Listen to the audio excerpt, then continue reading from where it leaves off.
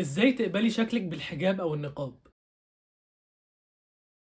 السلام عليكم، اهلا بيكم في الحلقه ال25 من ليه الحجاب. في دراسه اتعملت في انجلترا بين محجبات وغير محجبات عن مين واثقه في نفسها وفي شكلها اكتر وراضيه عنه، وكانت النتيجه ان المحجبات كانوا راضيين وواثقين في نفسهم اكتر. ودي ممكن تكون اجابه غريبه شويه، ولكن هقول لكم دلوقتي هي ليه مش غريبه. لان الميديا ووسائل الاعلام بيصدروا للبنات الجمال اللي هم عايزينه وبطريقه صعبه جدا. اصلا المودلز اللي ظاهرين دول دي شغلانتهم ان هم بقى بشرة ناعمة وشعر ليس وجسم عامل ازاي. دي شغلانتهم ليل نهار بيسعوا لكده. فاللي مش محجبة الريفرنس بتاعها صعب جدا انها توصل له، لان هي ده اللي هي بتشوفه على طول. صعب قوي الوصول ليها، هي دايما اقل منهم، اقل من المودلز دول. والمشكله ان الموضوع مش مقتصر عليها بس، لا ده راي الناس كلها داخل في الحسبه، ما هو كله شايف. انما المحجبه وفرت جزء كبير من ده، واهتمامها بشكلها وجمالها بقى لنفسها ولاهلها ومحارمها وجوزها، مش للناس. ده غير ان معايير الجمال اصلا نسبيه جدا، طويله قصيره تخينه رفيعه شكلها عامل ازاي، المعايير مختلفه. وللاسف حصل عندنا خلط في مفهوم الجمال، وتسبب فيه طبعا وسائل الاعلام. خلطوا بين الجمال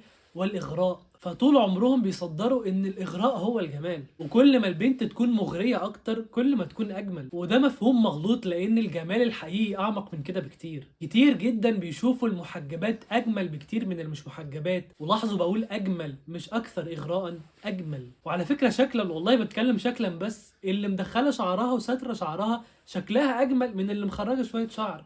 واللي ساتره رقبتها ومحتشمه من فوق شكلها اجمل من اللي لابسه لوز حجاب ومبينه رقبتها. واللي لابسه واسع ومحتشم ومهتمه بلبسها والله شكلها اجمل من اللي لابسه ضيق وفاتن. ورايي شخصي بصراحه، الوش الطبيعي ده اجمل بكتير من الوش المزين واللي عليه ميك اب او مكياج.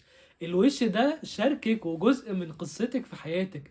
المناخير اللي مش عاجباكي ولا الحبوب ولا الشكل اللي عامل ازاي، ده جزء من قصتك وجزء منك. ويا سلام على جمال النقاب، والله النقاب ده فعلا ليه جمال يعني ما يتوصفش، ما اعرفش اقوله بكلام. لان صاحبة النقاب دي فعلا قوية وفعلا حقيقية. النقاب ليه بهاء وجمال فعلا ما يتوصفش بكلام. وهنا بتكلم على الجمال الحقيقي مش الاغراء، زي ما وسائل الاعلام بتحاول تصدر ان الجمال هو الاغراء. وعايز اقولك، لو شفتي بنت متزينة وبجمالها وحسيتي ان هي اجمل منك، افتكري الحديث ده: لا فضل لعربي على اعجمي، ولا لاعجمي على عربي، ولا لابيض على اسود، ولا لاسود على ابيض، إلا بالتقوى. الناس من آدم وآدم من تراب. فالفرق الحقيقي بين الإنسان والتاني هي التقوى. سيبك من الشكل. ورغم إني بقولك سيبك من الشكل، بس هقولك 8 حاجات تساعدك تخليكي تتقبلي نفسك وشكلك بالحجاب أو بالنقاب. واحد، أنت شكلك كافي جدا، مش محتاجة يكون ليكي مواصفات معينة عشان الناس تقبلك. بدليل إن أقرب الناس ليكي ما فيهوش كل معايير الجمال، بس أنت شايفاه جميل، مش شايفاه ناقص ولا حاجة. الناس شايفاكي نفس الكلام.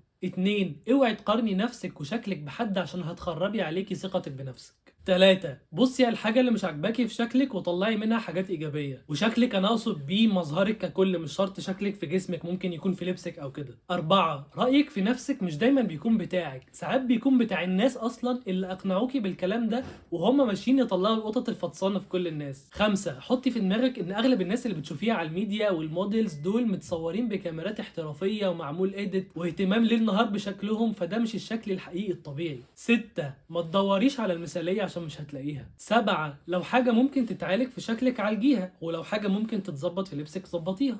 تمانية، هاتي ورقة واكتبي عليها الحاجات اللي انت بتحبيها في نفسك، بحيث كل ما تقعي ونفسك توزك انك ترجعي تبصي في الورق ده. ويا ريت كمان لو تعلقيه على المرايه بحيث تشوفيه كل يوم. واخيرا، والله يا بختك على الحجاب، اعتزي بيه وارفعي راسك. ولله العزه ولرسوله وللمؤمنين، انتم اصحاب العزه. افتخري انك شبه افضل نساء الدنيا. افتخري ان ربنا بيغار عليكي. انت متخيله ان ربنا بيغار عليكي؟ البنت لما بتحس جوزها انه بيغير عليها، ده يعني بتطير من الفرحه وبتعمل اللي هو عايزه على طول. فتخيلي جوه دماغك ان الله يغار عليكي وانت مؤتمرة بامره عشان ترضيه سبحانه وتعالى.